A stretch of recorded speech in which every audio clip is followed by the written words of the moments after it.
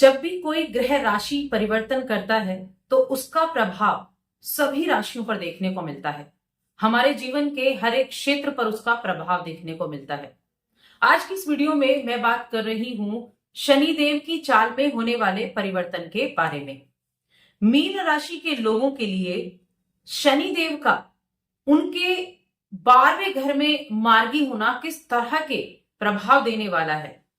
जय माता दी दोस्तों, आप सभी का स्वागत है हमारे YouTube चैनल अमृता एस्ट्रो में। और इस वीडियो में हम बात करेंगे मीन राशि के लोगों के लिए शनि के मार्गी होने के प्रभाव के बारे में। तो देखिए, शनिदेव को अगर देखा जाए तो शनिदेव का नाम आते ही पहले तो सबके मन में डर बैठ जाता है, क्योंकि शनिदेव क्या है, वो डर किस लिए है। शनिदेव कर्म फलदाता है, क्योंकि नवग्रहों में उनको कर्मों का हिसाब किताब रखने की उपाधि दी गई है। जो व्यक्ति जैसे कर्म करता है उसके अनुसार रिजल्ट मिलते हैं। अब शनिदेव को दुख और पीड़ा का कारक भी कहा गया है, क्योंकि ये एक ऐसे अध्यापक हैं जो व्यक्ति को मेहनत करना सिखाते हैं, मेहनत करवाते हैं जबरदस्त, और अनुशासन में रहना सिखाते हैं, और उन्हीं के द्वारा व्यक्ति अपने लक्ष्यों को प्राप्त भी करता है, लक्ष्यों की तरफ भी चलता है। जब भी किसी व्यक्ति के जीवन में शनि की 7.5 चल रही होती है तो वो बहुत कठिन परिस्थितियों से गुजरता है, क्योंकि शनि की 7.5 के अंदर शनिदेव उस व्यक्ति को इतना चुनौतियां उसके जीवन में देते हैं कि आगे आने वाला समय उसको आसान लगता है, इतना उसको अनुभव करा देते हैं कठिनाइयों से। इसीलिए 7.5 को ऐसा माना जाता है। लेकिन ऐसा भी नहीं कि 7.5 में कुछ प्राप्त भी नहीं होता। तो चलिए शनि के हम मार्गी होने के बारे में जान लेते हैं। इस महीने 15 नवंबर को शनिदेव मार्गी होंगे और 29 मार्च 2025 तक यही इसी राशि में रहेंगे। आपके लिए, मीन राशि के लोगों के लिए शनिदेव आपके लाभ भाव के स्वामी है और आपके 12वें घर के स्वामी है। 12वें घर में ही वक्री अवस्था में विराजमान थे और यहां अब ये 12वें घर में मार्गी हो जाएंगे और यही रहने वाले हैं मार्च 2025 तक। उसके बाद आपके लगन में आएंगे। शनि की 7.5 आपके जीवन में चल भी रही है। अब इस अवधि में देखिए, प्रथम चरण चल रहा है अभी आपके जीवन में शनि की 7.5 का, उसके बाद द्वितीय चरण चलेगा। 12वें घर में यहां शनिदेव का मार्गी होना क्या करेगा। सबसे पहली चीज तो है कि आप अध्यात्म की तरफ जुड़ेंगे, आध्यात्मिक विकास होगा, आप अध्यात्म की तरफ ज्यादा आकर्षित रहेंगे, अपने कर्म पर ध्यान देंगे और साथ ही आत्मचिंतन करेंगे। अपना होता है ना आकलन करना, आत्मचिंतन करना, जो एक बड़ी पॉजिटिव चीज है। और कहीं ना कहीं मन में कई बार व्याकुलता देखने को मिलेगी, चीजों को सही तरीके से ऑब्जर्व ना करना, या फिर मन में किसी चीज को लेकर डर होना, भय होना। सबसे पहले तो अपने मन के डर को निकालें, भय को निकाल दें बाहर, क्योंकि वो ऐसा भय होगा जो आपको आगे बढ़ने नहीं देगा।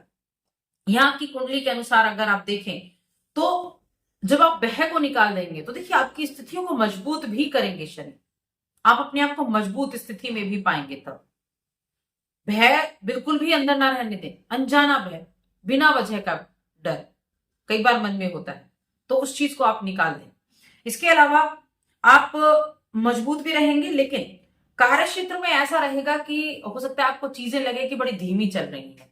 आपका कोई भी कार्य है, बिजनेस है, नौकरी है, अपना खुद का काम है, लग रहा होगा जैसे एक ठहराव सा आ गया हो, एक बहुत धीमी गति से शनै शनै करके, क्योंकि शनि देव ही हैं जो धीरे धीरे चीजों को करते हैं, सबसे धीमी गति से चलने वाले ग्रह हैं। लेकिन अभी जो टाइम पीरियड चल रहा है उसमें थोड़ा ही वक्त बचा है, मार्च 2025 तक, यानी कि लगभग 4-5 महीने। तो इस अवधि में अब ये रिजल्ट अपना देंगे ही देंगे।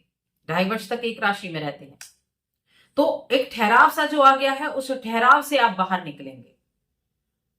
देखिए, शनि की 3 दृष्टियां भी होती हैं, तीसरी, 7वीं और 10वीं। तीसरी दृष्टि आपके दूसरे घर पर है, जो परिवार का और धन का भाव है। 7वीं दृष्टि आपके छठे घर पर है और 10वीं दृष्टि आपके भाग्य के भाव पर है। इसलिए अध्यात्म से भी आप जुड़ेंगे। अध्यात्म, अगर आप आध्यात्मिक हैं तो ऐसी चीजों की तरफ ज्यादा आकर्षित आप रह सकते हैं। और ये समय थोड़ा ध्यान भी आपका भटकेगा क्योंकि 12वें घर में बैठे हैं। तो अपने ध्यान को केंद्रित करना है, कोशिश करनी है किस तरह से आप अपने ध्यान को केंद्रित कर सकते हैं, क्योंकि जहां आपने अपने फोकस को बना लिया, ध्यान को केंद्रित कर लिया, वहां चीजें पॉजिटिव होनी शुरू हो जाएंगी। व्यापारियों के लिए अगर मैं बात करूं तो व्यापारियों को थोड़ा सा ध्यान रखना है। यहाँ व्यापार के क्षेत्र में आपको कड़ी टक्कर मिल सकती है। कॉम्पिटिटर आपके समक्ष सामने आके खड़े रहेंगे, तो अपने आप को बाहर निकालना है कॉम्पिटिटर से।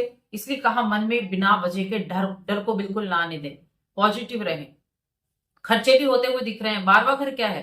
12वां घर व्यय का यानी कि खर्चे का है, विदेश का है, इन्वेस्टमेंट का है और हॉस्पिटलाइजेशन का भी है। इन चीजों का 12वां घर माना जाता है जहां शनिदेव है। और 12वें घर को मैं आपको बता दूं शुभ नहीं माना जाता, लेकिन बहुत सी चीजें ऐसी होती हैं कि जो 12वें घर में बहुत अच्छे रिजल्ट भी देते हैं, क्योंकि विदेश से जुड़ा है। विदेश से जुड़ा व्यापार करते हैं या फिर आप विदेश में रहते हैं। विदेश में अगर आप रहते हैं तो आपको बहुत अच्छे प्रॉफिट देखने को मिलेंगे, बड़े जबरदस्त रिजल्ट आपको देखने को मिलेंगे। विदेश से जुड़ा हुआ कोई भी काम करते हैं तो अच्छा मिलेगा। विदेश में आप जाना चाहते हैं, करियर की शुरुआत करना चाहते हैं, तो थोड़ी सी दिक्कतें देखने को मिल सकती है। ऐसा हो सकता है पेपर वर्क में कमी रह जाए, मेहनत ज्यादा करें, भाग दौड़ ज्यादा करें, तब जाकर आपको उसके रिजल्ट देखने को मिले। तो ये चीजें भी आपके जीवन में हो सकती है। इन्वेस्टमेंट अगर आप करते हैं तो इन्वेस्टमेंट करते समय भी आपको सावधानी जरूर रखनी है। कोई भी गलत डिसीजन पैसे का नुकसान करा सकता है। थोड़ी सावधानियां भी हैं, अच्छे रिजल्ट भी हैं। लापरवाही नहीं करनी है किसी भी चीज की। निजी जीवन में देखा जाए तो वैवाहिक जीवन और प्रेम जीवन, इन दोनों की बात करते हैं। प्रेम जीवन के मामले में ठीक ठाक है। वैवाहिक जीवन में जीवन साथी का स्वास्थ्य थोड़ा प्रभावित हो सकता है, तो उनके स्वास्थ्य का ध्यान रखें। ओवरऑल आपका फ्लक्चुएट, देखिए हमेशा चीजें होती है, ओवरऑल आपका ठीक ठाक रहने वाला है। शिक्षा के क्षेत्र की बात की जाए तो शिक्षा के क्षेत्र में इच्छाओं को, मन में इच्छा है कि आपको विदेश जाना है और उसके लिए आप प्रयास कर रहे हैं, तो चांसेस मिलेंगे वर्ष के बाद 2025 में, क्योंकि चीजों में कई तरह के बदलाव होंगे, कई ग्रहों में बदलाव होगा। 2025 के बाद विदेश जाने का चांसेस आपको मिल सकता है, एजुकेशन के लिए, करियर बनाने के लिए। मेहनत थोड़ी ज्यादा जरूर करनी पड़ सकती है, लेकिन हाँ चांसेस आपको जरूर मिलेगा। हेल्थ की बात कर लेते हैं। पैरों में दर्द की समस्या हो सकती है, आर्थराइटिस वगैरह है जिनको, उनको सावधानी रखनी है। घुटनों की परेशानियां हो सकती हैं, यानी पैरों संबंधी परेशानियां आपको इस समय अवधि में जरूर देखने को मिल सकती हैं। और जिनको पहले से है वो समस्या बढ़ सकती है। उपाय जरूर करें, सेहत का जरूर ध्यान रखें। उपाय की बात कर लेते हैं। उपाय के तौर पर एक तो शनि मंत्र का जप करें। देखिए आपके राशि के स्वामी है गुरु बृहस्पति, जो अभी वक्री भी चल रहे हैं। कहां पर बैठे हुए हैं? आपके 3rd हाउस में। शनि के ओम शन शनिश्चराय नमः इस मंत्र का जप आप करें। शनिवार के दिन तो जरूर ही करें, 1 माला यानी कि 108 बार। और अगर आप ऐसे भी डेली कर सकते हैं तो बहुत अच्छी बात है, इसका करें। या फिर आप एक कार्य करें, ओम नमः शिवाय इस मंत्र का प्रतिदिन जाप करें 1 मंत्र। कोई भी एक उपाय आप जरूर कर सकते हैं। तो आज की इस वीडियो में इतना है। वीडियो कैसी लगी कमेंट करके बताएं। चैनल पर पहली बार आए हैं तो सब्सक्राइब करके जाएं। जय माता।